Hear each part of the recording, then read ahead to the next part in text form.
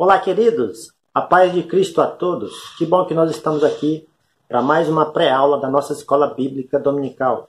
Que bom que Cristo, nosso Senhor e Salvador, tem nos concedido mais esta oportunidade para estarmos aqui, passando para você, querido aluno, professor, superintendentes, todos aqueles que amam estudar a Palavra de Deus, mais alguns comentários das nossas escolas bíblicas. Para você que não me conhece, eu sou professor de Escola Bíblica Dominical Márcio e nós publicamos aqui neste canal uma série de estudos bíblicos. Portanto, já convido a você que não é inscrito, se inscreva, curta, compartilhe, que eu tenho certeza que este canal será um canal de bênção para você. Nesta oportunidade, nós publicaremos aqui a lição número 7 da classe de juvenis, que tem como tema Miqueias, a misericórdia de Deus. O texto principal está em Hebreus, capítulo 8, versículo 12, que diz: Porque serei misericordioso para com as suas iniquidades, e de seus pecados e de suas prevaricações não me lembrarei mais. Nós veremos aqui mais um assunto deste profeta menor, a qual nós trataremos aqui, que é o profeta Miqueias. E este profeta, nós veremos aqui que o objetivo que ele foi levantado para demonstrar ao povo, à nação de Israel, que Deus, ele é um ser misericordioso. A palavra de Deus nos diz em Lamentações, capítulo 3, versículo 22 e 23, que as misericórdias do Senhor são a causa de não sermos consumidos, pois elas não têm fim e se fazem novas a cada manhã. Todos os dias as misericórdias do nosso Deus, ela tem se renovado sobre o seu povo. E é por este motivo, por esta razão, a qual o profeta Miqueias é levantado para ensinar ao povo, à nação de Israel, que as misericórdias do Senhor, elas estão sempre aí à disposição. Mas também tem um limite. As misericórdias do Senhor também, ela chega a um ponto que precisa do homem se voltar a Deus, precisa do homem se arrepender dos seus erros, das suas falhas, para que essas misericórdias possam ser renovadas a cada dia. A leitura bíblica em classe dessa lição está em Miqueias, capítulo 7, do versículo 14 até o versículo 20. Eu quero chamar a atenção aqui dos professores, alunos, para o versículo 14, que diz: Apacenta o teu povo com a tua vara, o rebanho da tua herança, que mora só no bosque, no meio da terra fértil. Apacentem-se em Bazã, em Gileade, como nos dias da antiguidade. O profeta Miqueias, ele vai tratar aqui especificamente, neste texto bíblico, pedindo para Deus, pedindo para o Senhor, apacentar o seu povo com vara.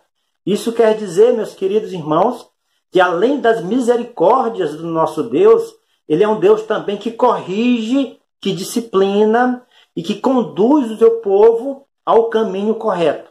É como se um pastor de ovelhas estivesse guiando o seu rebanho e, de repente, uma das suas ovelhas começasse a andar por um caminho que não é um caminho do grupo, se desviar do caminho certo, do caminho em que o grupo está se direcionando. Então o pastor de ovelhas vai lá com a sua vara e conduz, guiando aquela ovelha para que ela volte novamente para aquele rebanho.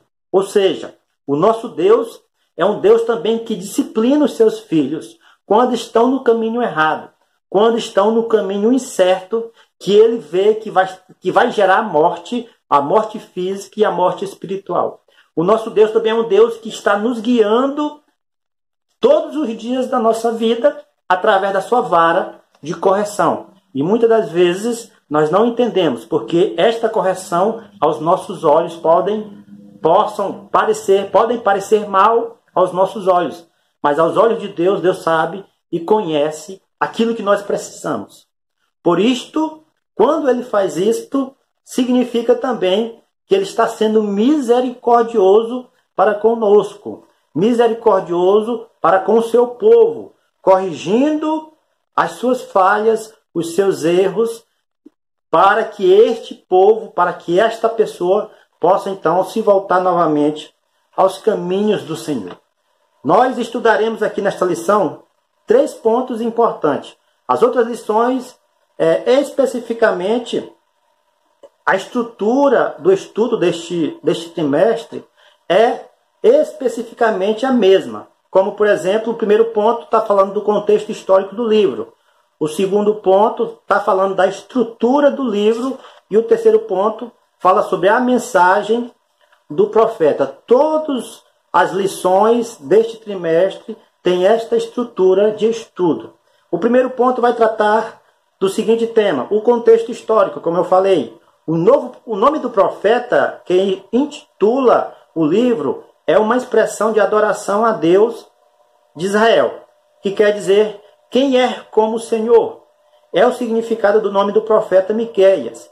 O cenário em que Miqueias profetiza é de prostituição espiritual. A idolatria estava presente até nos cerimoniais ordenados por Deus.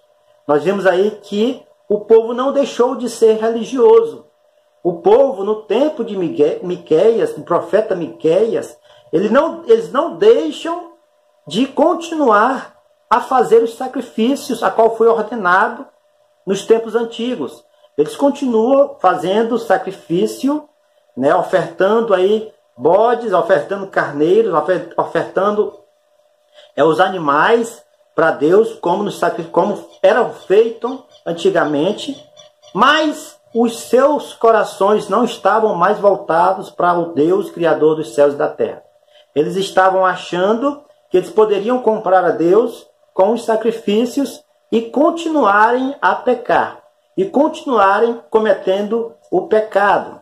Antes de oferecermos a nossa oferta, antes de oferecermos o nosso sacrifício, Deus observa primeiro o coração do ofertante, o coração daquele que irá oferecer o sacrifício. É de coração? É com o coração contrito? Este sacrifício que está sendo oferecido, Deus vai receber de acordo com o coração daquele que estará ofertando e dando o sacrifício. Porque Deus é um Deus de amor. A palavra de Deus nos diz em Provérbios capítulo 15, o versículo 3, que os olhos do Senhor estão em todo lugar. Em todos os lugares, os olhos do Senhor estão. E Ele contempla com certeza o nosso interior. Ele sabe das nossas intenções. Ele sabe daquilo que está proposto no nosso coração. Então, devemos pensar neste ponto, que os sacrifícios, aquilo que nós fazemos para o Senhor, não é tão importante, não é importante para Ele, porque além de olhar aquilo que nós estamos fazendo, Ele observa primeiro a intenção do nosso coração. E através da intenção, então, Ele aceita ou não os nossos sacrifícios. Nós não somos salvos pelas obras, mas um salvo em Cristo, naturalmente, ele pratica boas obras, que é o que diz em Efésios capítulo 2 e versículo 10. Tá bom? Miqueias foi chamado pelo Senhor do meio do seu povo, pois era um homem simples e conhecia as aflições dos necessitados. Além da apostasia da nação, por intermédio dele, Deus proferiu seu juízo contra os reinos do norte e do sul.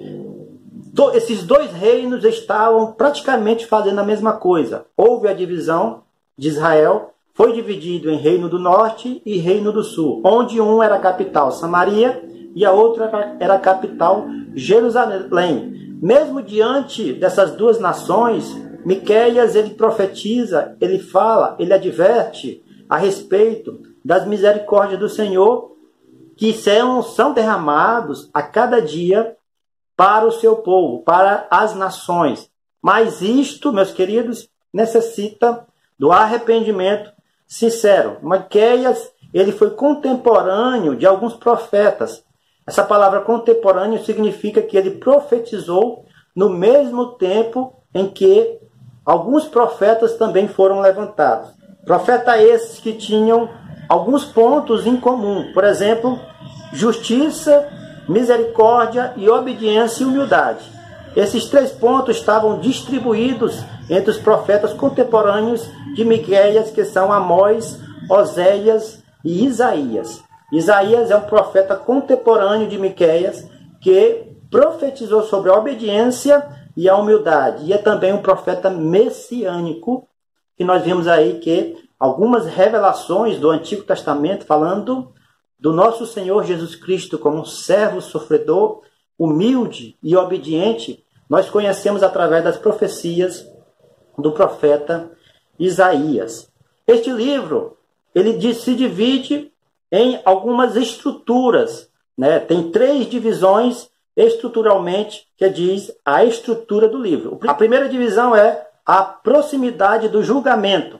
Está a partir do capítulo 1 e o versículo 1 até o capítulo 3 e o versículo 12, que diz: a mensagem de Deus por intermédio do profeta foi direcionada ao seu próprio povo. As aflições que os menos favorecidos passavam e o demérito das autoridades políticas e religiosas quanto à justiça e os mandamentos divinos trouxeram juízo sobre Judá. Então os pobres eram então oprimidos pelos mais ricos.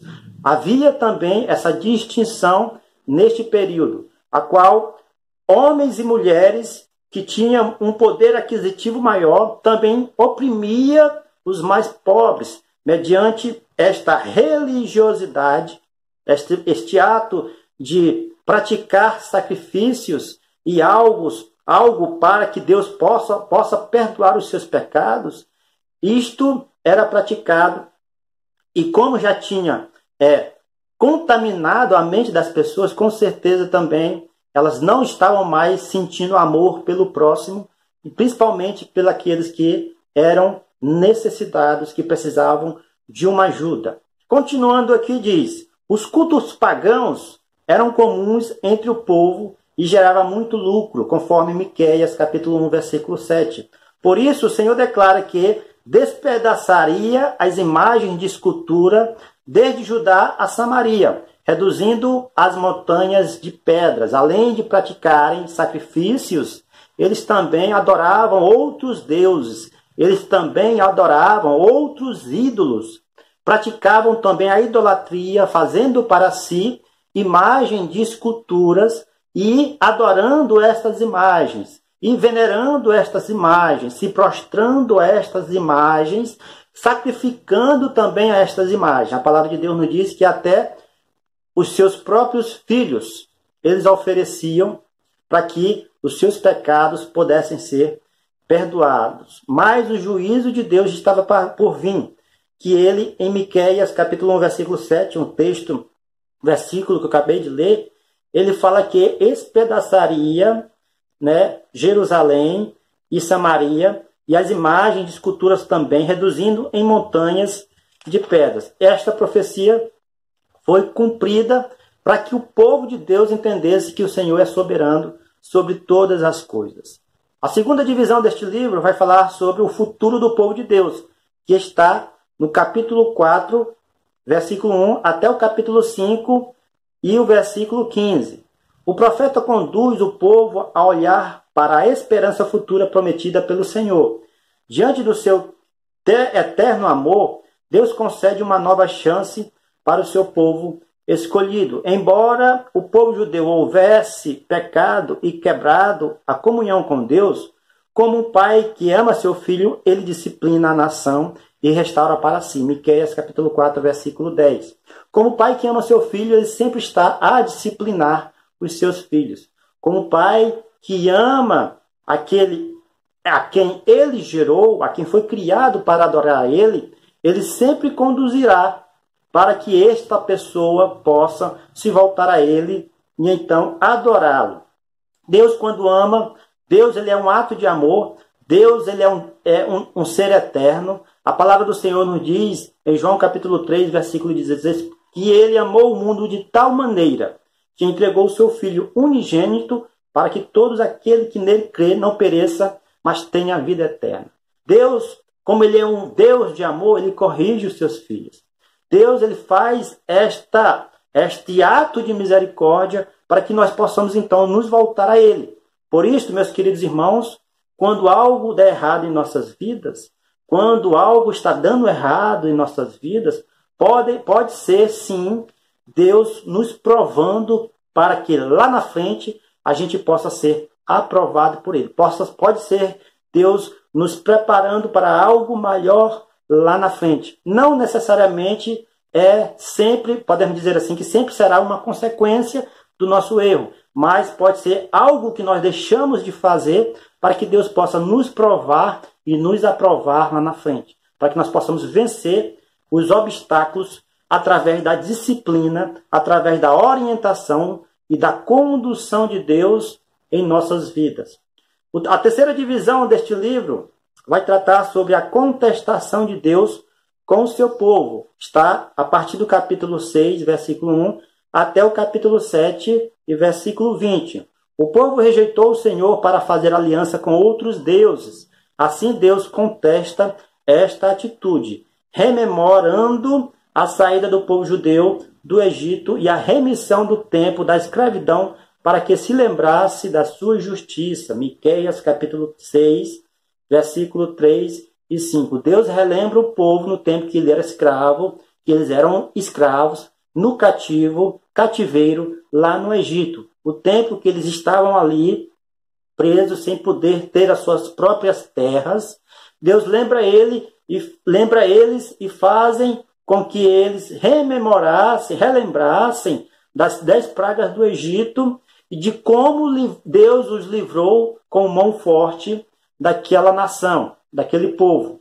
Falando então deste livramento, a última praga foi a morte dos primogênitos. Através desta tão terrível praga que matou até o filho de Faraó, então o Faraó liberta os hebreus e os hebreus então são conduzidos por Deus para a terra prometida, que nós sabemos muito bem da história, que durante o dia Deus conduzia eles com uma nuvem conduzindo eles durante o dia e de noite com uma coluna de fogo. Deus conduziu eles até a terra prometida, provando e mostrando que o Deus de Israel é um Deus poderoso, misericordioso e que quer o melhor para os seus filhos. Que nós possamos aprender a ser filhos obedientes ao nosso Deus. Que nós possamos, então, aprender com esta contestação de Deus para os hebreus, para que eles possam, então, entender que Deus é um Deus misericordioso. Todos conhecem a história que os pais que saíram do Egito murmuraram durante a peregrinação e apenas os jovens conseguiram alcançar a terra prometida, juntamente com seus líderes, melhor dizendo, Josué e Caleb. Hoje, nós vemos que, às vezes, nós não conseguimos acreditar nas promessas do Senhor, mas as promessas do Senhor, elas não falham. Aquilo que Deus tem prometido na sua vida irá acontecer. Se Deus lhe prometeu, com certeza as promessas irão acontecer, porque Deus não deixa a sua palavra voltar vazia. Por isso, nós temos sempre que ter esta convicção de acreditar no Senhor. O terceiro ponto dessa lição vai tratar sobre a mensagem do profeta. Miqueias destacou-se no cenário profético do Antigo Testamento pela intrepidez de suas palavras, tanto ao proferir os juízos quanto ao proclamar uma esperança inabalável de que Deus restauraria o seu povo. Mesmo diante de todas essas falhas que a nação de Israel fez ao Senhor, adorando a ídolos, sacrifícios que não eram sinceros, que não tinham um coração sincero perante o Senhor, ofendendo e oprimindo os pobres, cometendo assassinatos no meio do povo, às vezes matando até seus próprios filhos, adorando a deuses estranhos na nação. Deus sempre quis restaurar esta nação, destacando que o juízo viria para aquela nação, porque não era necessário a nação de Israel se desviar, porque as promessas do Senhor iriam se cumprir sobre a vida deles. A esperança inabalável da salvação sobre a vida de Israel iria acontecer.